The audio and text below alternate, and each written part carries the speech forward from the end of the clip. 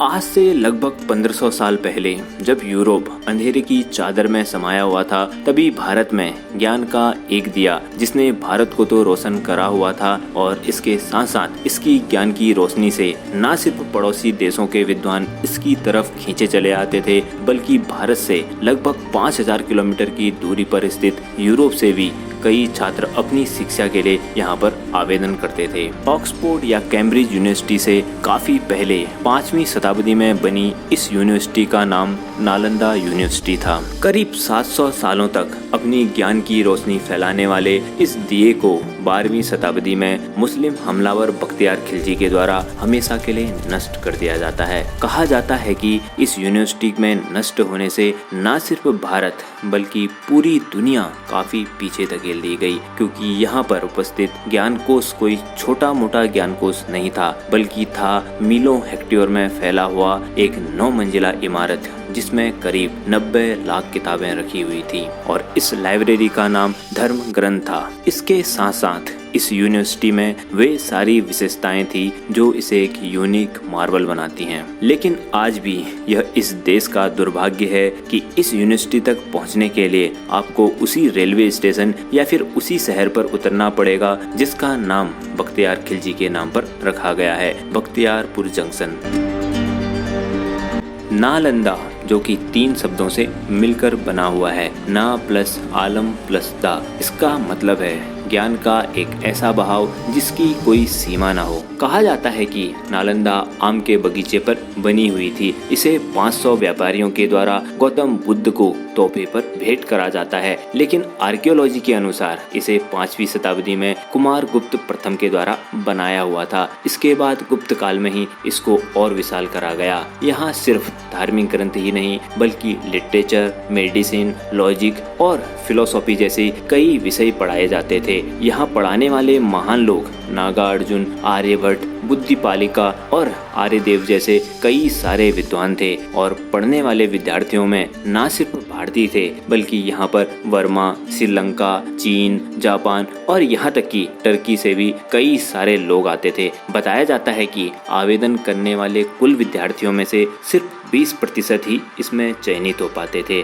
और चयनित होने के लिए इसमें हर एक विद्यार्थी को 3 अलग अलग चरणों से गुजरना पड़ता था, जिसमें पहले चरण में विद्यार्थियों को यूनिवर्सिटी के द्वारपाल या चौकीदारों से वाद विवाद में जीतना पड़ता था। मतलब द्वारपाल भी इतने इंटेलिजेंट थे कि इसके बाद अगले 2 चरण होते थे। इन्हीं विद्यार्थियों में से एक विद्यार्थी थे चीन के होनत्सांग, जिन्होंने साल 637 में यहाँ पर प्रवेश करा और करीब 5 साल तक लगातार अध्ययन करने के बाद वे यहाँ से चले गए। लौटते समय वे अपने साथ करीब 657 संस्कृत ग्रंथ और कुछ बौद्ध ग्रंथों को अपने साथ ले गए और इन सब का असर यह हुआ कि होनत्सांग के जाने के बाद चीन समेत साउथ ईस्ट एशिया से लगभग 11 यात्री इस यूनिवर्सिटी में अध्ययन करने आए। बताया जाता है कि इस यूनिवर्सिटी में कुल 10,000 विद्यार्थियों की रहने की जगह थी। इन विद्यार्थियों के लिए यहाँ पर मठों और स्तूपों का निर्माण करवाया हुआ था। विद्यार्थियों की जरूरत की हर एक वस्तु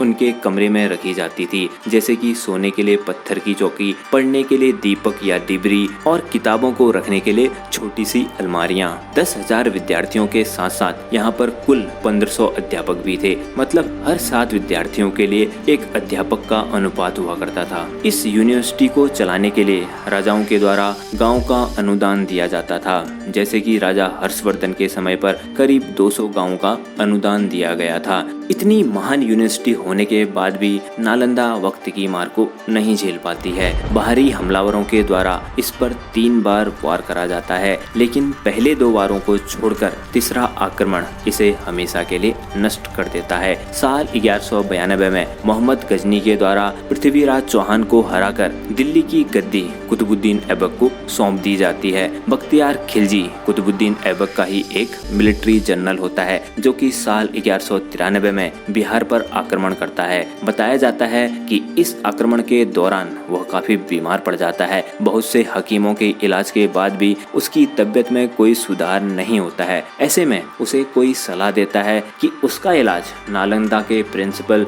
राहुल श्रीभद्र कर सकते हैं, लेकिन उसे यह बात बिल्कुल पसंद नहीं होती है कि कोई काफिर उसका इलाज करे। लेकिन जब उसकी सेहत और बिगड़ती जाती है तो वह इलाज के लिए तो तैयार हो जाता है, लेकिन इसके साथ ही वह एक शर्त भी रखता है कि वह किसी भी काफिर से कोई भी दवाई नहीं लेगा। इसके बाद भी राहुल भद्र भरोसा दिलाते हैं कि अगर वह उनकी दी हुई कुरान रोज पढ़ेगा तो वह जल्दी ही ठीक हो जाएगा। धीरे धीरे बख्तियार खिलजी की सेहत पर सुधार होने लगता है और वह इस बात से हैरान हो जाता है कि जिन हकीमों की लाख कोशिशों से वह ठीक नहीं हो पाया, उसे एक काफिर ने कैसे एक सलाह से ही ठीक कर दिया। दोस्तों, बताया जाता है कि राहुल देव भद्र ने कुरान के पन्नों पर दवाई लगा दी थी जो कि पढ़ते समय खिलजी तक पहुंच जाती थी। जब खिलजी को इस बारे में पता चलता है तो उसे बहुत जलन और घृणा होती है और उसके बाद वह फैसला लेता है कि वह इस ज्ञान के भंडार को ही हमेशा के लिए नष्ट कर देगा।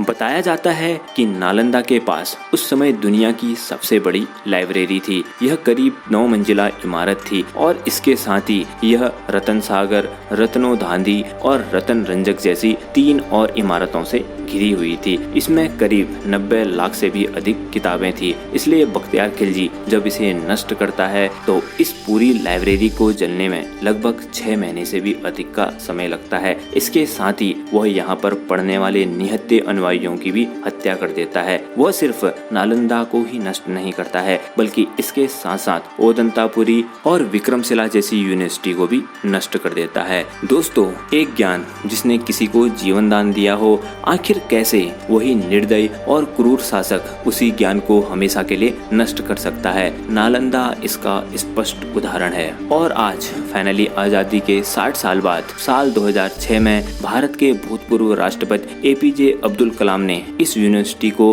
पुनर्जीवित करने का प्लान रखा था। 2006 में मनमोहन सरकार के द्वारा नोबेल पुरस्कार विजेता अमृत सेन को नालंदा मेंटोर ग्रुप का अध्यक्ष बना दिया जाता है। साल 2010 में नालंदा परिषद के लिए 2000 करोड़ रुपए की स्वीकृति भी होती है। 2014 में यूनिवर्सिटी का पहला सत्र भी शुरू होता है और आज फाइनली साल 2024 में नालंदा के नए परिसर का उद्घाटन हो चुका है। दोस्तों, इस वीडियो के देखने के बाद आपको क्या लगता है कि नालंदा के नष्ट होने से भारत को कितना बड़ा नुकसान हुआ है? अपना सुझाव कमेंट बॉक्स में जरूर दें। अगर हाँ, वीडियो पसंद आया हो तो उसे लाइक कर दें और चैनल को जरूर सब्सक्राइब कर दें। जय हिंद।